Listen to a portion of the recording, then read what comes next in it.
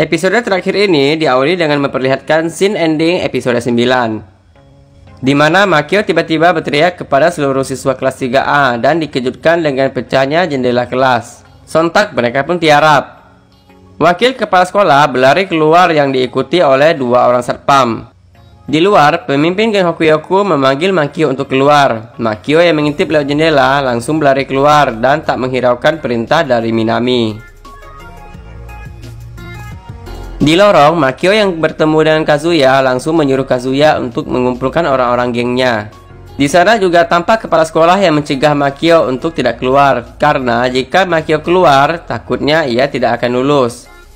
Namun Makio meminta maaf dan tetap berlari keluar. Makio menemui pemimpin Hokuyoku dan menyuruh mereka untuk pergi. Makio juga menahan emosinya karena teringat kata-kata kepala sekolah. Ia juga bersujud dan memohon dan menyuruh mereka untuk pergi. Pemimpin Hokuyoku berkata mereka akan pergi jika wilayah Satpam diserahkan kepada mereka.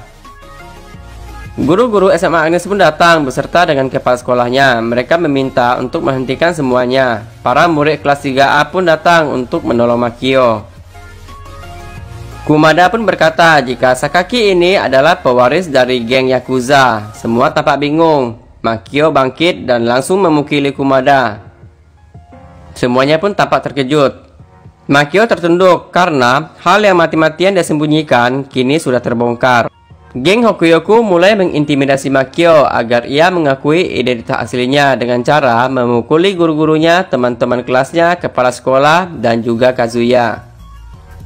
Makio terpancing emosinya, ia langsung berteriak dan tiba-tiba cuaca berubah menjadi mendung dan hujan, seakan-akan langit mengikuti suasana hatinya. Melihat adegan ini saya langsung teringat dengan film One Piece kalau nggak salah episode ke-45 ya. Saat itu Takanomi Mihawk bertemu dengan idola saya si Akagami Sengs. Di adegan itu juga memperlihatkan cuaca tiba-tiba berubah dari mendung menjadi cerah saat Mihawk memperlihatkan poster bounty pertama dari si Luffy. Ya udah, lanjut. Makio langsung menyeret Kumada dan menghajarnya. Anggota geng dari Kumada juga dipukuli oleh Makio. Saat perkelahian dengan Kumada, Makio membuka bajunya. Umemura, Sakura Koji, dan teman-teman kelasnya sangat kaget melihat tubuh Makio yang dipenuhi oleh tato yang identik dengan Yakuza.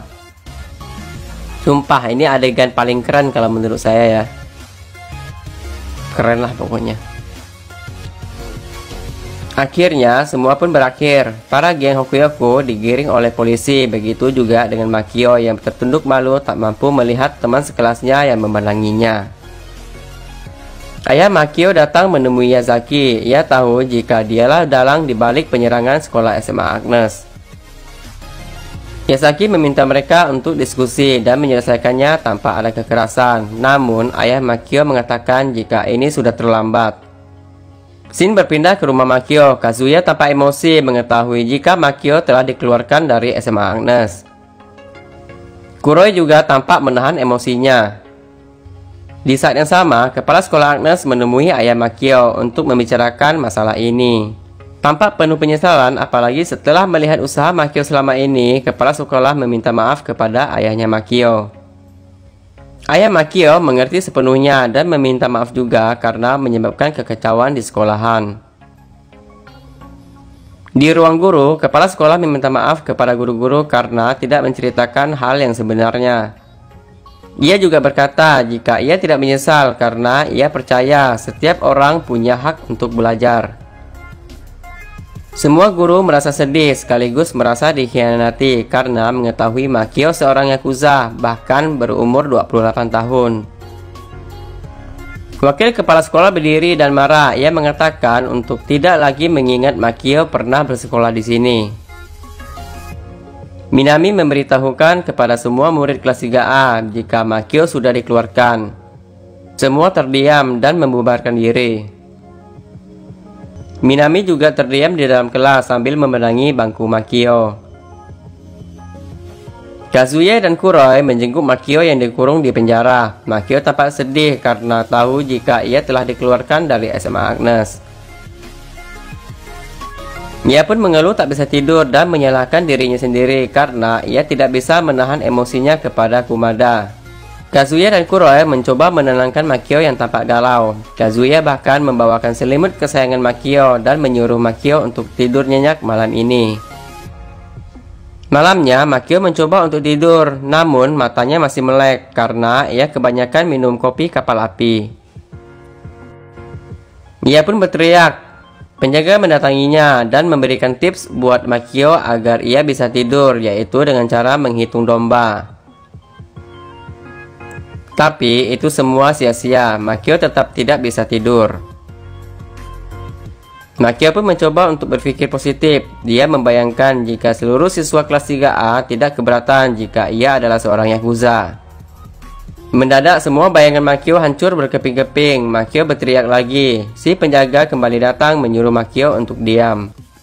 Keesokan harinya, Minami menjenguk Makio. Awalnya, Makio malu untuk bertemu Minami. Akhirnya, Makio memberanikan diri untuk bertemu dengan Minami.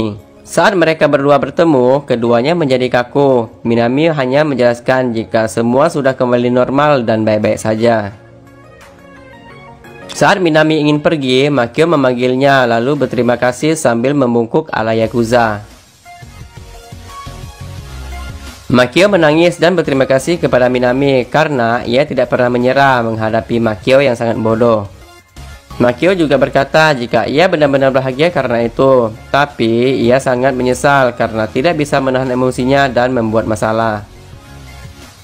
Makio menangis menjadi-jadi, begitu juga Minami yang tampak berlinang air mata. Minami pun membenarkan jika Makio hanya membuat masalah kepada dirinya. Padahal ini tahun pertama dirinya menjadi wali kelas. Namun dia juga bahagia sekaligus sedih. Makio kembali menangis dengan keras. Minami menyuruh Makio untuk berhenti menangis karena Makio lebih tua darinya. Makio pun menyampaikan permintaan maafnya untuk yang lainnya. Usai menemui Makio, Minami tetap menganggap Makio adalah muridnya dan ketua dari kelas 3A, itulah faktanya. Malamnya, Makio menangis lagi sambil memandangi foto dirinya bersama anak-anak kelas 3A. Tak lama kemudian, ia pun tertidur lelap. Keesokan harinya, Makio keluar dari penjara. Setelah ia menghirup udara segar, ia langsung cari rokok biji like-nya. Anak buahnya yang ikut menyambutnya menangis terharu melihat Makio telah keluar dari penjara.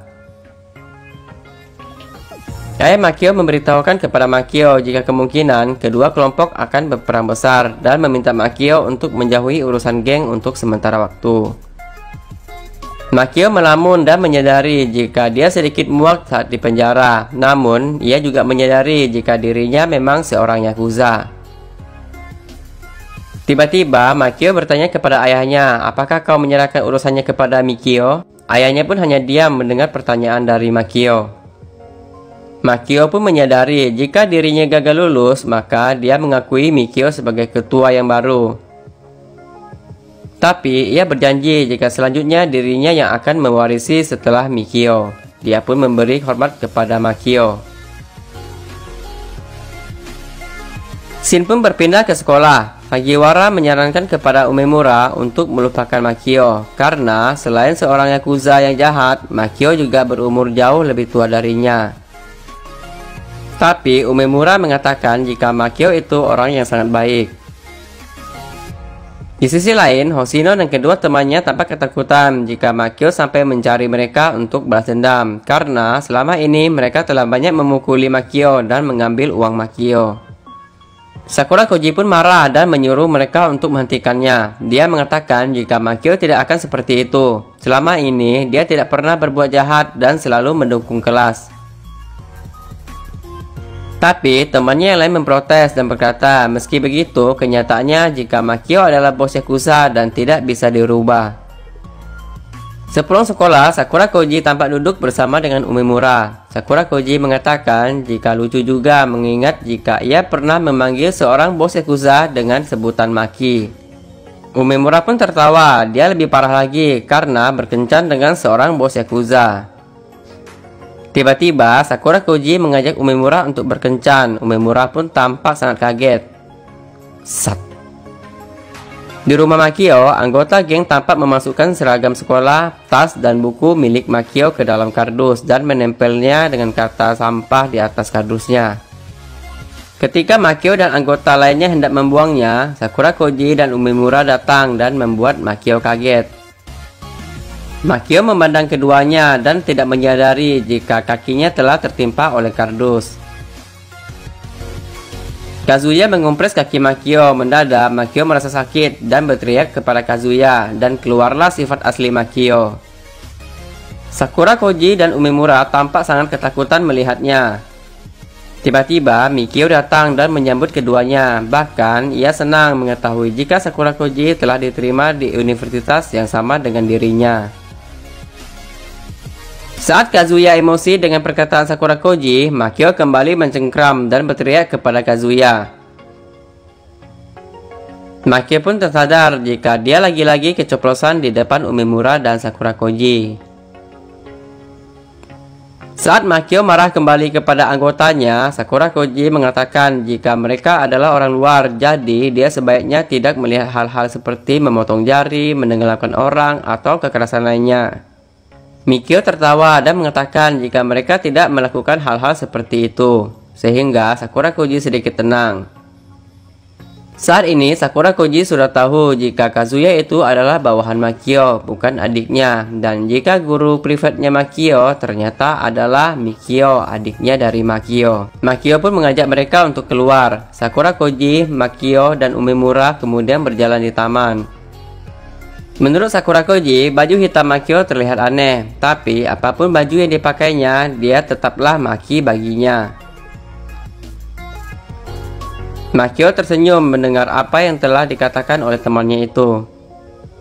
Umemura mengingatkan jika besok adalah hari kelulusan, jadi dia berharap Makio bisa datang ke sekolahan.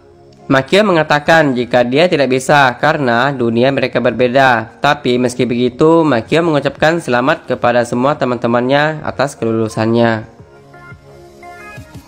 Hari kelulusan pun tiba. Semua murid telah menerima tanda kelulusan dari kepala sekolah. Di kelas, Minami mengucapkan selamat dan salam perpisahan kepada muridnya. Minami juga membacakan jurnal yang ditulis oleh Makio tentang kejadian sedih dan menyenangkan yang dia alami di sekolahan dan di kelas 3A. Jurnal itu diberikan Makio kepada Minami sebelum dia ketahuan jika ia adalah seorang yakuza.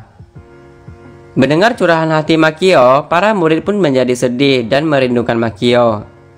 Sakura Koji dan Hoshino kemudian mencari Makio di game dindong karena Makio pasti ke sana jika lagi sedih. Dan benar saja, di sana mereka bertemu Makio tengah main game dengan ditemani oleh beberapa anggota gengnya. Mereka pun kemudian mengajak Makio untuk ke sekolah. Awalnya Makio tidak mau, tapi karena Sakura Koji memaksa, maka ia pun akhirnya mau.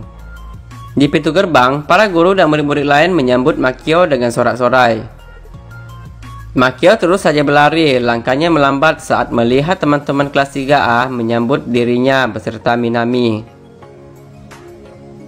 Mereka berkumpul di kantin sekolah. Pertama, Makio meminta maaf karena telah mengacaukan semuanya. Tiba-tiba, Kazuya muncul dan membawakan seragam Makio. Ia pun membantu Makio untuk memakai seragamnya. Sakura Koji menyematkan bunga tanda kelulusan. Makio pun heran. Minami maju dan berhadapan dengan Makio. Minami berpidato jika Makio tidak lulus. Namun, sebagai ketua kelas 3A dan ketua kelas kami, kau sudah lakukan yang terbaik, ucap Minami. Makio pun terharu bahagia. Anak-anak kelas 3A mengungkapkan rasa terima kasih kepada Makio atas apa yang sudah dilakukan kepada mereka. Makio dengan lancarnya membalas panggilan nama-nama teman-temannya. Bahkan, Hoshino pun menangis. Dan hadiah terakhir untuk Minami dari mereka adalah diangkat ramai-ramai. Semuanya pun tertawa bahagia. Hari telah berlalu. Makio telah menjadi ketua dari geng Kantau Serfang. Mendadak, dirinya terganggu akan sebuah pikiran saat menjalani pertemuan pertamanya. Makio menatap mata ayahnya seakan meminta restu. Dan anak-anak mantan kelas 3A kini menjalani masing-masing kehidupannya. Begitu juga Sakura Koji dan Umemura yang melanjutkan ke universitas pilihan mereka. Sedangkan Minami telah menjadi wakil kelas 1A. Kazuya yang terinspirasi akan Makio, dia pun dengan semangat 45 mulai belajar.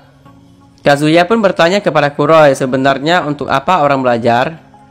Tak disangka Mizushima berhenti di depan mereka. Saat Mizushima ingin menjawab pertanyaan dari Kazuya, tiba-tiba scene pun berpindah yang memperlihatkan Makio yang berjalan dengan menggunakan seragam SMA swasta dan mengatakan jika ia akan lulus, dan cerita pun tamat. Ending yang sangat menggantungkan. Gantung cok ceritanya. Aduh, kok endingnya nggak sesuai harapan ya? Saya kira Minami bakalan pacaran dengan Makio. Ah, dah lah.